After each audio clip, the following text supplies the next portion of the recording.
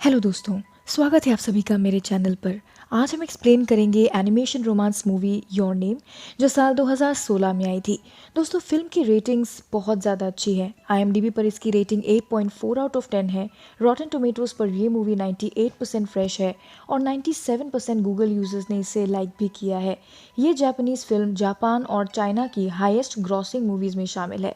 चलिए बिना देरी के चलते हैं कहानी की ओर। फिल्म के पहले सीन में हम ताकी नाम के एक लड़के को देखते हैं जो अपने सपने से जागता है। सपने में उसने क्या देखा उसे कुछ भी याद नहीं था। ऐसी ही एक घटना मित्सुआ के साथ होती है।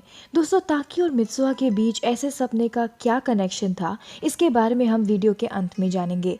अगले सीन में ताकी एक सपना देखता है जिसमें एक लड़की ताकी को अपना एक रेड कलर का थ्रेड देती है।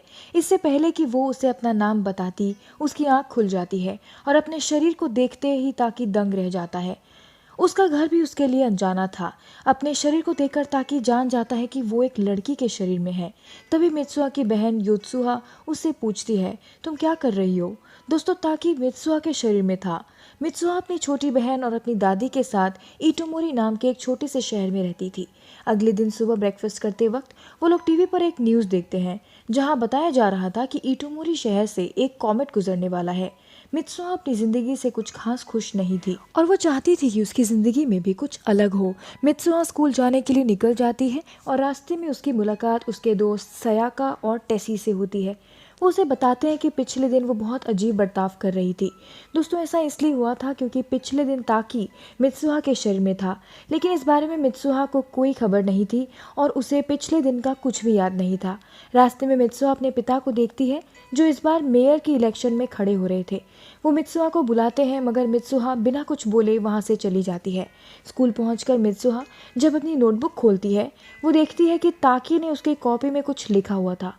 वो ये देखकर चौंक जाती है क्योंकि उसे बॉडी स्विचिंग के बारे में कुछ पता नहीं था। स्कूल में टीचर उन्हें काटावारी डोकी के बारे में बताती हैं। ये एक ऐसा समय था जो ना दिन था और ना ही रात। इसे ट्वाइलाइट कहा जा सकता है। इस समय में सुपरनैचुरल चीज़ें होती थी जो इंसान के समझ के परे थी, लेकिन मित्सुहा तो उनकी बातों पर ध्यान ही नहीं दे रही थी क्योंकि वो ये समझने की कोशिश कर रही थी कि उसकी कॉपी में हु आर यू किसने लिखा। टीचर उसका नाम लेती है और वो झट से खड़ी हो जाती है। टीचर कहती है, ओह, तो आज तुम्हें तुम्हारा नाम याद है। क्लास के सारे बच्चे हंसने लग जाते हैं। मित्सुआ ये सारी बातें अपने दोस्तों को बताती है कि उसे पिछले दिन का कुछ भी याद नहीं। उसके दोस्त उसे बताते हैं कि पिछले दिन वो बहुत अजीब बर्ताव कर रही थी। मित्सुआ उन्हें कहती है कि सब ठीक है, मैं बस रिचुअल के लिए थोड़ी स्ट्रेस्ड हूँ। मुझे इटोमोरी बिल्कुल पसंद नहीं है क्योंकि ये बहुत छोटा है। मैं ग्रेजुएशन करके टोक्यो शहर जाना चाहती हूँ। इस शहर में कुछ भी नहीं है। रात को दादी मित्सुहा को थ्रेड बनाना सिखा रही थी। दादी बताती हैं कि ये लाल थ्रेड एक स्पिरिचुअल और एक पवित्र धागा है जो उनके पूर्वज सालों से बनाते आए हैं। दादी उसे बताती है कि मित्सुहा की मां के मरने के बाद उसके पिता इस परिवार और ट्रेडिशंस को छोड़कर इलेक्शन से जुड़ गए और ऐसा ही एक ट्रेडिशन था उनके भगवान मियामिज़ु श्राइन की पूजा करना। उस धागे को बनाते समय मित्सुहा इटोमोरी के इतिहास के साथ किसी प्रकार के ईश्वर से कनेक्शन बनाती है, एक स्पिरिचुअल लिंक बनाती है। वो अपने अतीत और भविष्य के साथ एक हो जाती है। अगले सीन में हम मित्सुहा और योत्सुहा को लाल धागे के साथ रिचुअल परफॉर्म करते हुए देखते हैं। इस रिचुअल में उन्हें भिगाए हुए चावल को अपने दांतों से चबाकर एक पेस्ट बनाना था। इसको कुचिकामी जाके कहा गया है। इस कुचिकामी जाके को वो लोग एक बॉक्स में फर्मेंट होने के लिए रख देते हैं जिससे अल्कोहल बनाया जा सकता था। इस बॉक्स को वो लोग उसी लाल धागे से बांध कर रखते थे और ये कुचिकामी जाके मित्सुहा के श्राइन के लोग भगवान को चढ़ाते थे। ये करते हुए मित्सुहा को उसके क्लासमेट्स देख लेते हैं और उस पर हंसने लगते हैं। अगले सीन में हम मित्सुहा को रोते हुए देखते हैं और वो चिल्ला चिल्ला कर भगवान से कह रही थी कि प्लीज़ मुझे अगले जन्म में एक हैंडसम टोक्यो में रहने वाला लड़का बनाना।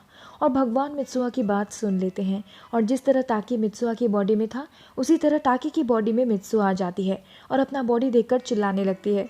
तभी उसे सुकासा का मैसेज आता है। अब मित्सुहा को तो पता ही नहीं था सुकासा कौन है।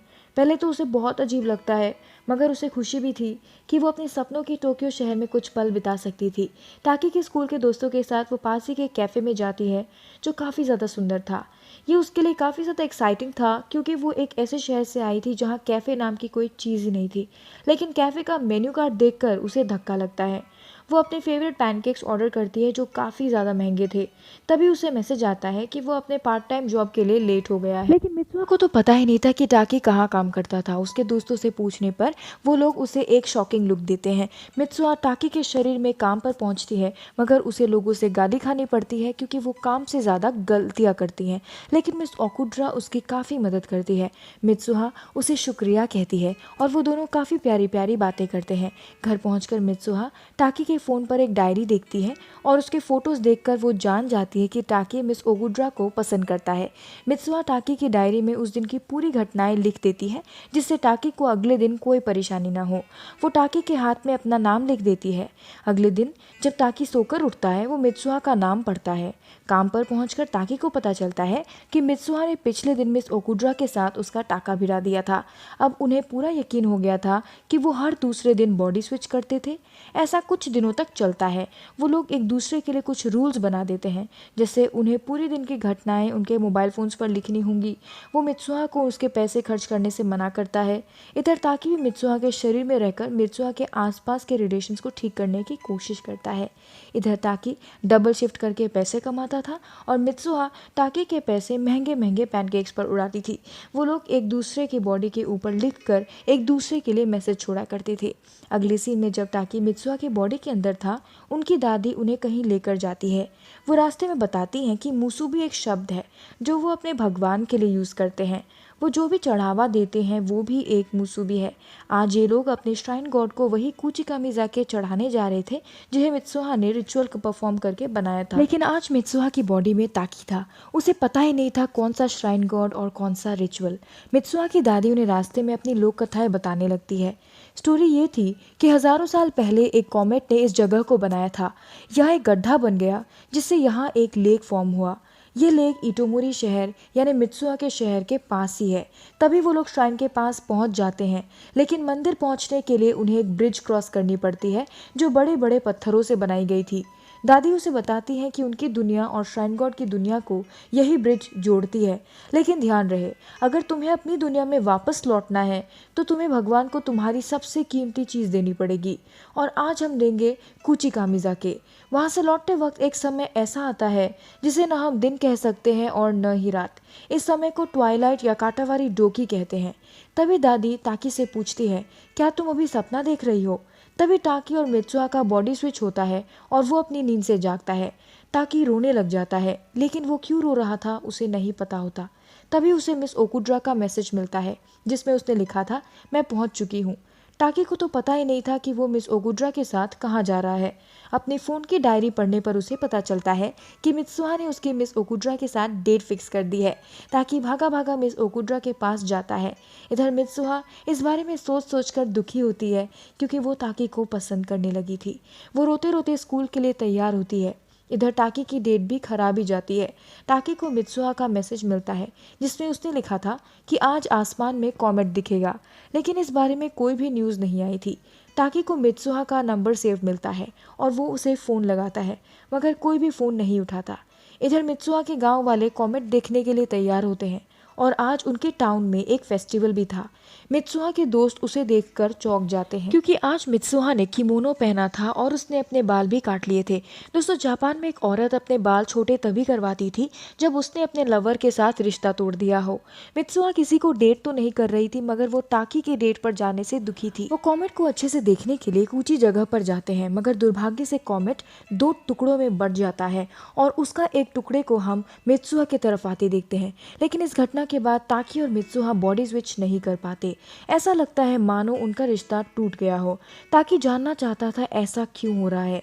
इससे पहले कि वो मित्सुहा और इटोमोरी शहर को भूल जाए, वो अपनी मेमोरी का यूज करके इस शहर की सीनरी को ड्रॉ कर लेता है। लेकिन ताकि मित्सुहा के शहर के नाम से भी अनजान था। ताकि हर एक जगह का स्केच बना लेता है और अपने हाथ में लाल धागा बांधकर इस शहर को ढूंढने निकल पड़ता है।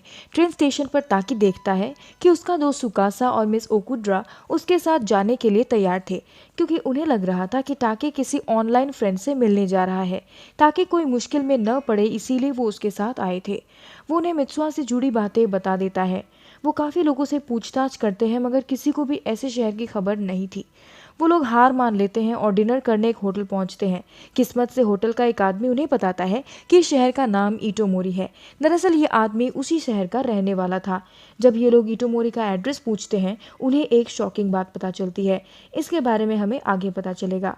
टाकी और इसके दोस्त शहर की ऊंची जगह पर पहुंचते हैं, जहां एक आदमी जो उनका ड्राइवर था टाकी को बताता है कि इटोमोरी शहर 3 साल पहले कॉमेट गिरने से तबाह हो गया। टाकी को उनकी बात पर यकीन नहीं होता, मगर कॉमेट के गिरने से लेक के किनारे एक और लेक बन गई थी। वो अपना फोन निकालकर मित्सुआ के छोड़े हुए मैसेजेस देखता है, मगर सारे मैसेजेस धीरे धीरे गायब होने लगते हैं।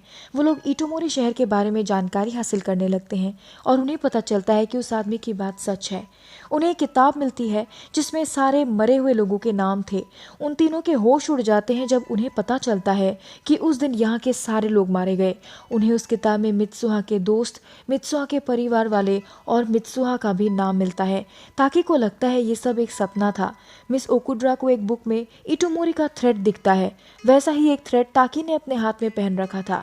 मिस ओकुड्रा के पूछने पर ताकी बताता है कि ये थ्रेड वो कुछ सालों पहले से अपने लकी चार्म के रूप में पहन रहा है, मगर उसे याद नहीं होता कि उसे ये थ्रेड किसने दिया और कब। ताकि अभी भी ये मानने के लिए रेडी नहीं था कि मित्सुहा मर चुकी है। ताकि मिस ओकुड्रा और सुकासा के लिए एक लेटर छोड़कर जाता है, जिसमें उसने उसके बिना उन दोनों को टोक्यो वापस लौटने के लिए कहा था। ताकि उसी आदमी के साथ उसी रास्ते पर आगे बढ़ता है जो रास्ता मित्सुहा के श्राइन तक जाता था। ताकि का दिमाग कह रहा था कि ये सब एक सपना है, लेकिन अगले ही पल उसका भ्रम दूर हो जाता है जब वो मित्सुहा के श्राइन को असलियत में देखता है। ताकि अंदर जाता है और उसे मित्सुहा के रूप में उसी के द्वारा छोड़ा गया कुचिकामिज़ाके मिलता है। कुचिकामिज़ाके के बोतलों में लगी मिट्टी ये साबित करती है कि इन्हें सालों पहले चढ़ाया गया था। ताकि उन बोतलों को पहचान लेता है क्योंकि उस दिन मित्सुहा के अंदर वही था। वो धागा हटाकर सारी कुचिकामिज़ाके पी जाता है। वो भगवान से एक मौका मांगता है जिससे वो मित्सुहा को बचा सके। ताकि वहां से उठने की कोशिश करता है, मगर स्लिप होने की वजह से वो जमीन पर गिर जाता है। गिरते गिरते उसे मित्सुहा की पूरी जिंदगी की कहानी दिखती है। ऐसा लग रहा था मानो ताकि इस समय से मित्सुहा के बचपन के समय में चला गया हो। उसे मित्सुहा का जन्म, उसकी माँ, उसका बचपन, उसके पिता दिखते हैं। वो उस समय को भी देख पाता है जब मित्सुहा की माँ मित्सुहा और उसकी बहन के बचपन में ही मर गई। मित्सुहा की मौत से उसके पिता टूट गए क्योंकि कहीं ना कहीं उन्हें लगता था कि वो अपनी पत्नी को नहीं बचा पाया। इसी गिल्ट की वजह से वो अपने परिवार से दूर हो गया। उसने अपने आप को अपने परिवार से इतना दूर कर लिया कि वो अपनी छोटी छोटी बच्चियों को उनकी दादी के साथ छोड़कर इलेक्शन में खड़ा हो गया। वो उन दिनों को भी देख पाता है जब उन दोनों के बीच बॉडी स्विचिंग हो रही थी। वो उस दिन को भी देखता है जिस दिन मित्सुहा की मौत हुई थी। कैसे इटोमोरी शहर पूरा बर्बाद हुआ था। जब टाकी की आंख खुलती है, टाइमलाइन 2 स्टार्ट हो जाता है। वो खुद को मित्सुहा की बॉडी के अंदर पाता है। आज वही दिन था जिस दिन मित्सुहा मरने वाली थी। इस बार टाकी के पास मित्सुहा को बचाने का एक आखिरी मौका था और वो पहले से ही जानता था कि कॉमेट क्रैश होने वाला है। ताकि मित्सुहा की दादी से मिलता है, जो फिर से महसूस करते हैं कि कोई और मित्सुहा के अंदर है। दादी उसे बताती है कि उनकी परिवार की सारी औरतें मित्सुहा की ही तरह अलग अलग लोगों के सपनों से कनेक्ट करती थी, बॉडी स्विच करती थी। इसी से हम ताकी और मित्सुहा की बॉडी स्विच के लिंक को समझ सकते हैं। लेकिन ऐसे कनेक्शन समय के गुजरने के साथ साथ धुंधले होते जाते हैं और अंत में कुछ धुंधली यादें बनकर रह जाते हैं। लेकिन उनमें से एक भी कनेक्शन ताकी और मित्सुहा के कनेक्शन जितना स्ट्रॉन्ग नहीं था। ताकि भागा भागा मित्सुहा के दोस्तों से मिलने के लिए स्कूल पहुंचता है और मित्सुहा के छोटे बाल देखकर वो चौंक जाते हैं। दोस्तों, अगर हम टाइमलाइन 1 की बात करें, मित्सुहा उन दोनों से शाम को मिली थी, मगर टाइमलाइन 2 में मित्सुहा उनसे क्लास में मिलती है। ताकि उन्हें बताता है कि आज कॉमेट के 2 टुकड़े होने वाले हैं जिससे पूरा शहर तबाह हो जाएगा। मित्सुहा का फ्रेंड टेसी एक आइडिया देता है जिससे वो लोगों को आने वाले खतरे के बारे में आगाह कर सके। वो डिसाइड करते हैं कि वो लाउडस्पीकर सिस्टम के जरिए अनाउंसमेंट करेंगे, मगर कोई भी उन पर ध्यान नहीं देता। टेसी और मित्सुहा एक प्लान बनाते हैं कि वो इलेक्ट्रिक सबस्टेशन पर एक नकली बॉम्ब रख देंगे और अनाउंसमेंट करेंगे कि बॉम्ब फटने से जंगल में आग लगी है जो शहर में तेजी से फैल रही है, इसीलिए शहर के सारे लोगों को स्कूल में जाना होगा जो एक सेफ जगह है। इस बार वो नकली अनाउंसमेंट करते हैं क्योंकि कोई भी उन पर भरोसा नहीं कर रहा था कि कॉमेट शहर को बर्बाद कर देगा। इधर ताकि मित्सुहा के रूप में अपने पिता से मिलता है जो शहर के मेयर थे, मगर वो उन्हें भरोसा नहीं दिला पाता। मित्सुहा इस बारे में अपने दोस्तों को बताती है कि वो अपने पिता को नहीं मना पाई, मगर फिर भी उन्हें प्लान को जारी रखना होगा। मित्सुहा से पूछती है, कल तुम टोक्यो क्यों गई थी? मगर मित्सुआ उसे कुछ भी नहीं बताती, क्योंकि ये तो मित्सुआ है ही नहीं, ये तो ताकी है। ताकि मित्सुआ के रूप में टेसी की साइकिल लेकर श्राइन की ओर जाने लगता है। ताकि को पता चल गया था कि अगर वो मित्सुआ की बॉडी के अंदर है तो मित्सुआ भी तो उसकी बॉडी के अंदर होगी। दोस्तों, ताकी श्राइन के अंदर था। मित्सुआ भी चौंक जाती है जब वो ताकी के अंदर खुद को पाती है, लेकिन उसके लिए चौंकने वाली बात ये थी कि ताकी श्राइन के अंदर क्या कर रहा था। लेकिन मित्सुआ को सबसे बड़ा झटका तब लगता है जब वो देखती है कि उसका शहर तबाह हो चुका है। उसे पता चल जाता है कि फेस्टिवल के दिन उसकी मौत हो गई थी। मित्सुआ को पता नहीं होता कि ताकी के साथ उसकी बॉडी स्विचिंग भविष्य में 3 साल पहले से हो रही है। दोस्तों, मित्सुआ साल 2013 में जीती थी, जबकि वो बॉडी स्विच करके 2016 में चली जाती थी। जबकि ताकि बॉडी स्विच करके साल 2016 से 2013 में जाता था। जहां मित्सुआ अपने भविष्य में जा रही थी, वहीं ताकि समय में 3 साल पीछे जा रहा था। अगले सीन में हम वो दिन देख पाते हैं जब मित्सुआ टोक्यो आई थी। वो पूरे शहर में ताकी को ढूंढती है और फाइनली एक ट्रेन में वो ताकी से मिलती है। लेकिन ताकी उसे नहीं पहचानता, क्योंकि ये साल 2013 है और ताकी की बॉडी स्विचिंग 2016 में होती है। ताकि उससे उसका नाम पूछता है, मगर मित्सुआ उसे बिना कुछ बताए उसका थ्रेट देकर चली जाती है। अब ताकी को भी याद आ गया था कि वो मित्सुआ ही थी जो 3 साल पहले उसे ट्रेन में मिली थी और उसी ने उसे वो थ्रेट दिया था। दोस्तों, हम देखते हैं कि मित्सुआ अपने बालों को उसी थ्रेड से बांधा करती थी और इस धागे की इस मूवी में एक अहम भूमिका है। इस धागे ने मित्सुआ और ताकी की किस्मत को एक दूसरे से बांध रखा था। कुचिकामी जाके बनाते वक्त भी हमने मित्सुआ को इस धागे के साथ रिचुअल परफॉर्म करते हुए देखा था। मित्सुआ के परिवार का इस थ्रेड के साथ एक स्पिरिचुअल कनेक्शन दिखाया गया है। शायद इसी थ्रेड की वजह से मित्सुआ के मरने के बाद भी ताकी का कनेक्शन उसके साथ बना रहा। जब ताकी कुचिकामी जाके को मित्सुआ के रूप में श्राइन में छोड़कर आता है, वो मित्सुआ की यादें भी भगवान को चढ़ा देता है। इसलिए जब मित्सुआ के मरने के बाद वो कुचिकामी जाके को पीता है, वो मित्सुआ की यादें फिर से जी पाता है और उनके बीच बॉडी स्विच दोबारा हो पाता है। दोस्तों, मित्सुआ हमेशा से चाहती थी कि वो अगले जन्म में टोक्यो का एक हैंडसम लड़का बने और उसके मरने के 3 साल बाद उसे ये मौका मिलता है कि वो ताकी बन सके। अचानक मित्सुआ को ताकी की आवाज़ सुनाई देती है और मित्सुआ भी उसे बहुत आवाज़ लगाती है, मगर देख नहीं पाती। दोस्तों, इस वक्त इन दोनों ने बॉडी स्विच कर रखा था। ये लोग एक दूसरे की आवाज़ की ओर आगे बढ़ते हैं। तभी ट्वाइलाइट काटावारी डोके का समय हो जाता है और ये दोनों एक दूसरे को देख पाते हैं। इनके बीच बॉडी स्विचिंग खत्म हो जाती है और ये लोग अपने अपने शरीर में वापस आ जाते हैं। मित्सुआ ताकी को देखकर काफ़ी इमोशनल हो जाती है, क्योंकि उसने कभी नहीं सोचा था कि वो ताकी को दोबारा मिल सकेगी। ताकि मित्सुआ को उसका थ्रेड लौटा देता है, जिसे मित्सुआ अपने बालों में लगा लेती है। काटावारी डोके का समय खत्म होने ही वाला था कि ताकि उसके हाथ में अपना नाम लिख देता है, क्योंकि उसे पता था कि वो दोनों एक दूसरे को भूल जाएंगे। ताकि मित्सुआ के हाथ में पेन रखकर उसे भी उसका नाम लिखने के लिए कहता है, लेकिन मित्सुआ को अब वो नहीं देख पा रहा था, क्योंकि काटावारी डोके के समय के साथ साथ उस समय की सारी सुपरनैचुरल पावर्स भी खत्म हो जाती हैं। उनके बीच समय की दीवार दोबारा आ जाती है। वो है तो एक जगह पर, मगर एक समय में नहीं है। मित्सुआ के जाने के बाद ताकि उनके बीच हुई बातों को याद करता है। इससे पहले कि वो मित्सुआ के नाम को भूल जाए, वो अपने हाथ पर उसका नाम लिखने की कोशिश करता है, लेकिन वो मित्सुआ का नाम भूल चुका था। ताकि को ये भी नहीं याद होता कि वो इस जगह पर क्या कर रहा है। ऐसा इसलिए हुआ था क्योंकि ताकि ने मित्सुआ का थ्रेड लौटा दिया था। अगर उस दिन ट्रेन में मित्सुआ ताकि को उसका थ्रेड नहीं देती, शायद ताकि उसे कब का भुला चुका होता और उसे दूसरा मौका नहीं दिला पाता। मित्सुआ के लौटने तक कॉमेट पृथ्वी के बहुत करीब आ चुका था। वो टेसी के साथ मिलकर सब स्टेशन पर बॉम्ब लगा देती है। वहाँ एक धमाका होता है जिससे शहर के सारे लोग चिंता में पड़ जाते हैं। पूरे शहर की बिजली चली जाती है। सयाका जंगल में झूठा आग लगने का अनाउंसमेंट करती है और लोगों को स्कूल जाने के लिए कहती है, लेकिन कोई भी उन पर ध्यान नहीं देता। सयाका को पुलिस पकड़ लेती है और टेसी भी पकड़ा जाता है। मित्सुआ जब अपना हाथ देखती है, वो उसमें आई लव यू लिखा पाती है। ताकि ने अपने नाम की जगह पर आई लव यू लिख दिया था। वो उसे भूल जाती है। मित्सुआ अपने पिता के ऑफिस पहुंचती है। तब तक कॉमेट 2 टुकड़ों में बट चुका था। ये देखकर मित्सुआ के पिता को यकीन हो जाता है कि वो जो कह रही थी वो सच है। वो पुलिस की मदद से पूरे शहर को खाली करवा देते हैं और सारे लोगों को स्कूल में शिफ्ट कराया जाता है, जिससे इस बार किसी की मौत नहीं होती। मगर कॉमेट की वजह से इटोमोरी के पास 2 लेक बन जाते हैं। इस घटना को अब 5 साल बीत चुके हैं। ताकि मित्सुआ से 5 साल पहले मिला था। मित्सुआ अपना स्कूल खत्म करके करके टोक्यो में एक जॉब कर रही है। टाकी भी ग्रेजुएट हो चुका है और टोक्यो में ही जॉब की तलाश कर रहा है, लेकिन दोनों की ज़िंदगी में किसी चीज़ की कमी है। उन्हें ऐसा लगता है कि वो किसी चीज़ की तलाश में है, हालांकि उन्हें उन दोनों के बारे में कुछ भी याद नहीं होता। टाकी डिनर करने एक रेस्टोरेंट जाता है जहां वो मित्सुआ के दोस्तों को देखता है, लेकिन वो टेसी और सयाका को नहीं पहचानता। मिस ओकुड्रा ताकी से मिलने आती है, जिसने अब शादी कर ली है।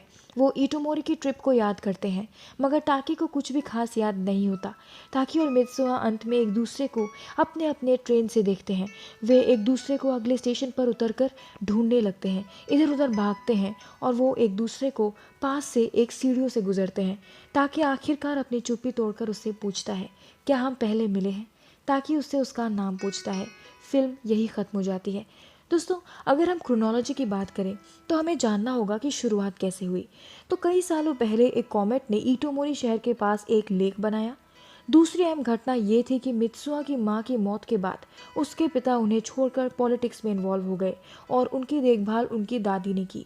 इसके बाद हम मित्सुआ और उसकी बहन योत्सुहा को रिचुअल के दौरान कुचिकामी जाके बनाते हुए देखते हैं, जिसे वो अपने श्राइन गॉड को चढ़ाते हैं।